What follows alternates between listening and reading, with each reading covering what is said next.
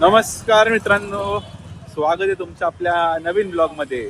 आजचा दिवस शेवटचा दिवस असणार आहे रामेश्वरम मधला, कारण की आज संध्याकाळी आपण इथून चेकआउट करून पुण्याला जायला रिटर्न निघणार आहोत। तो आता आम्ही सकाळी असा प्लॅन केलेला की इथून बोटिंगला जायचं, ज्या बोटनी आपल्याला एका आयलंड वरती नेतात, बट ते पावसासारखं वातावरण झाल्यामुळे बोट्स कॅन्सल्ड आहेत, पुढे जाऊ नाही शकत। सो आता आम्ही थोडंसं निवांत उठून आम्ही आता ब्रेकफास्ट करतो आणि त्याच्यानंतर कसा प्लॅन काय करू शकतो ते चेक करू। ओके, सो ब्लॉग बघत राहा।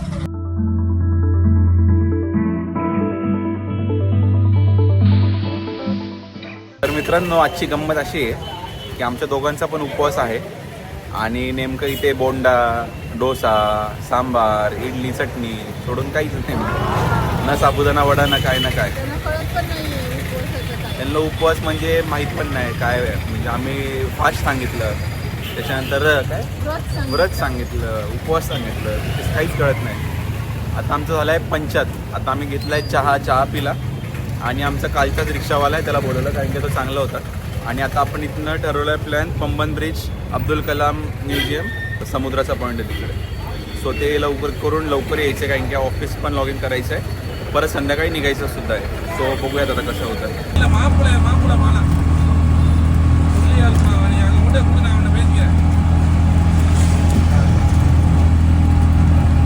तर हे काय बोललेत आता फोनवरती, तुम्ही कमेंटमध्ये गेस करून सांगा।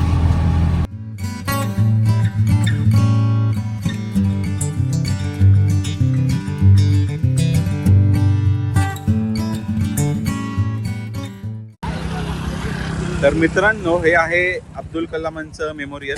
इथे आपण आता चाललेलो आहोत बघायला। इथे फोन वगैरे काही चालवत नाही, आधीच सांगितलं लॉकर मध्ये ठेवा। सो इथे लॉकरमध्ये फोन वगैरे ठेवतो, आतमध्ये बघतो म्युझियम काय नेमकं, कारण की अब्दुल कलामांचं तर नक्कीच काहीतरी चांगलं असतं। सो एकदा बघून येतो। मित्रांनो, खरंच खूप छान म्युझियम आहे। त्याच्यामध्ये अब्दुल कलामांचं सगळं बर्थपासनं त्यांच्या डेथ ॲनिव्हर्सरीपर्यंतच्या सगळ्या गोष्टी तिथं मेन्शन केलेल्या आहेत। तुम्ही सुद्धा इथे आलात तर नक्की त्याला व्हिजिट करा। त्याच्याहून अजून एक गोष्ट, तिथे फोन्स वगैरे अलाउड नाही आहे, प्लस एंट्रीसुद्धा फ्री आहे।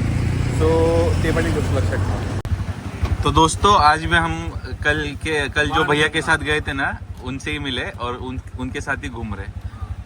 ये तो बाण गंगा है, वो राम भवन सीधा माता में लंका में लेके अब तो रामेश्वर आना है। आने के बाद में सीधा माता के लिए पीने के पानी देना तो राम भवन का पूछना।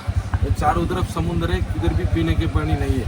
उधर धनुष है ना, वो राम भवन धनुष समुद्र का अंदर डाल करके वो समुद्र के अंदर मीठा पानी आएगा, वो जगह है। अच्छा, चलो चलते।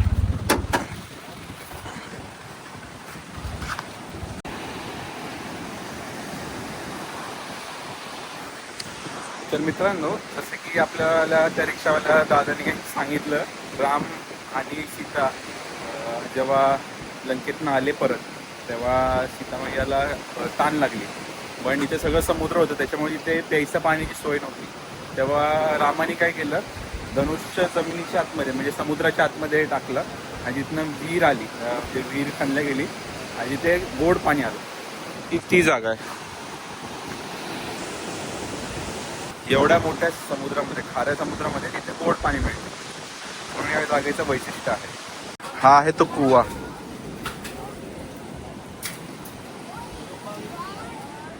हे बघा,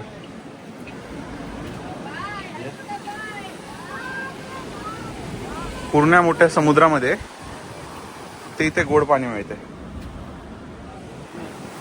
आणि समुद्र सुद्धा एकदम स्वच्छ आहे।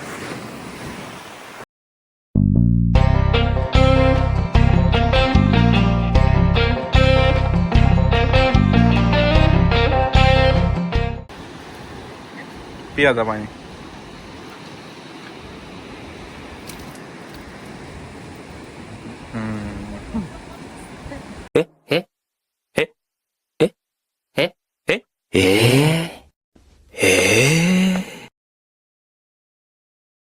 तर आता आपण आलेलो आहोत पंबन ब्रिजला। त्याची वैशिष्ट्य असं आहे की समुद्रामध्ये बांधलेले ब्रिज आहे, ज्याच्यातनं ट्रेन जातो। सो हे आहे ते ब्रिज, तिथून रेल्वे जाते, गोल फिरून तिकडे मदुराई साईडला कनेक्ट होते। आणि तसा सेतू आहे. तो ही प्लेस सुद्धा छान आहे, सुंदर आहे. आम्हाला ॲक्च्युली ते ट्रेनमधनं प्रवास करायचा होता जाताना, जेणेकरून आम्ही तिथंच मथुराईला गेलो असतो मी मथुराईवरनं गेलो.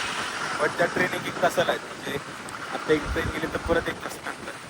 बट जाण्यात इतकं पण वर्क नाही आहे. सो ब्रिजवरनंच बघून घेतो आणि होपफुली ट्रेन आली आणि जर ड्रोन उडवायला मिळालं तर सगळ्यात भारी काम झालं. खूप जास्त हवा आहे. आम्ही आता चेक केलं तर 48 किलोमीटर्स पर आवर ही हवा आहे आणि आपलं ड्रोन फक्त 30 to 35 किलोमीटर पर आवरच्या हवेमध्ये उडू शकतो. सो थोडं रिस्की आहे, बट चान्स भेटला तर उडूया. आणि हे बघा इथे सुके मासे बघा.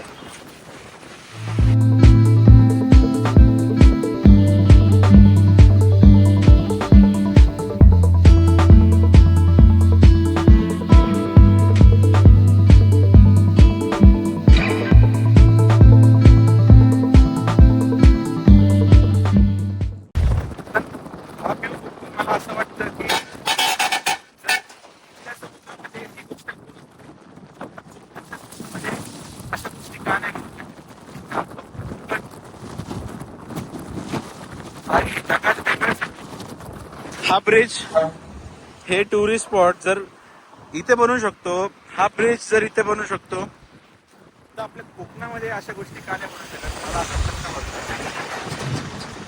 कारण काय मी इथल्या लोकांसोबत बोलताना मला एकच गोष्ट समजली की जर तुम्हाला इतकी हिंदी लँग्वेजेस असेल, इंग्लिश लँग्वेज असेल, तर तुम्ही इथे धंदा करू शकता. म्हणजे तुम्ही रिक्षा चालवा, तुम्ही दुकानात काम करा, तुम्ही कुठला स्टॉल टाका फूडचं, अशा तुम्ही गोष्टी करू शकता. आणि जर तुम्हाला काहीच येत नाही, म्हणजे लँग्वेज येत नाही, तर तुम्ही तुमच्याकडे एकच ऑप्शन आहे मासेमारीचं. तो इथले जे मासेमारीचं ऑप्शन तुम्ही करू. असं मला एक गोष्ट समजली. पण आपल्या कोकणात त्याच्यापेक्षा भरपूर काही गोष्टी जी लोक करतात, जसं की स्कुबा डायव्हिंग आलं, रिसॉर्ट्स आले.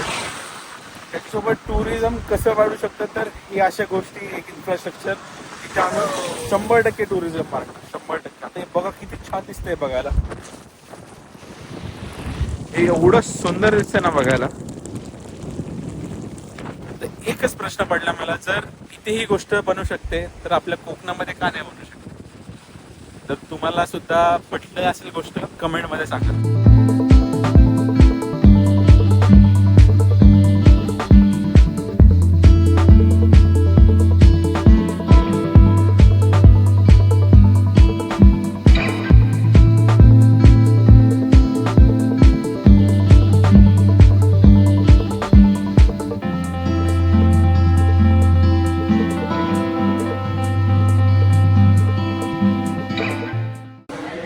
तर हे आहे उपवासाचं जेवण, बटाटा आणि दही.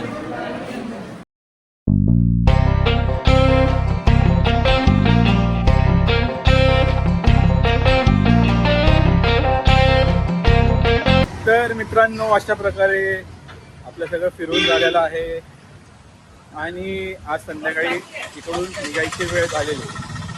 तो अजून तरी काय नाही सांगायला. आता जातो हॉटेलवरती, थोडंफार ऑफिसचं काम आहे ते करतो, थोडा आराम करणार, संध्याकाळी इथे जेवण घेणार, उपवास सोडणार आणि नंतर ट्रेननी तिरुपुल्लीची तिरुचुपुल्ली काहीतरी आहे ते गावाचं नाव, तिथे जाणार चेन्नई एक्सप्रेस ट्रेनमधनं आणि त्या स्टेशनवरनं आपल्याला पुण्याची ट्रेन आहे. सो सॅटर्डेपर्यंत घरी. असा होता आपला प्रवास.